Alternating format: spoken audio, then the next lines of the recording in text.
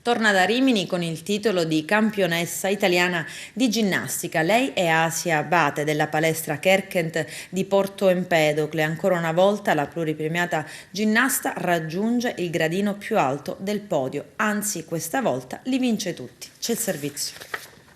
La medaglia d'oro sale sul gradino più alto Asia Abate.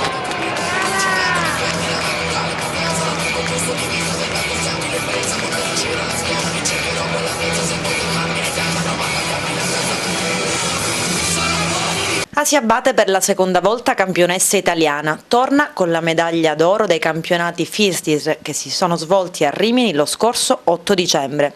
L'empedoclina Asia Abate classe 2000 conquista l'oro non solo per i massimi punteggi nelle 4 specialità volteggio, corpo libero, trave e parallele, ma il primo posto in tutte e 4 le singole discipline. La medaglia d'oro alle parallele va ad Asia Abate. Ti aspettavi di vincere in tutte le categorie?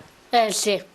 Sì, perché il mio orgoglio è quanto mi alleno, mi impegno molto. Da quanto tempo fai questo sport?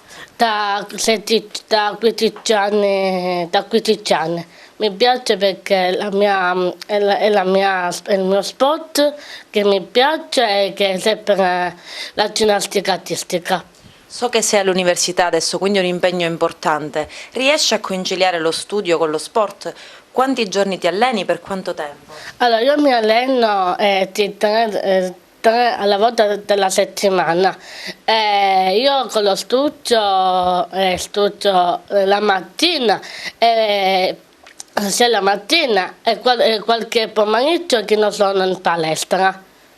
Queste medaglie le vorresti condividere con qualcuno? Sì, vorrei condividere con qualcun altro, però il mio orgoglio è sempre la palestra.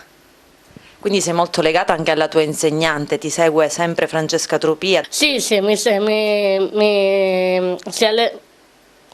allena Francesca Trupia perché lei è una persona in capa speciale che la voglio bene.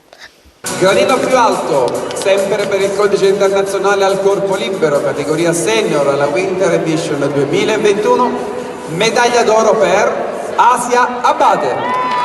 Mamma Katia invece quanto è orgogliosa, adesso ci sarà un altro ulteriore progetto.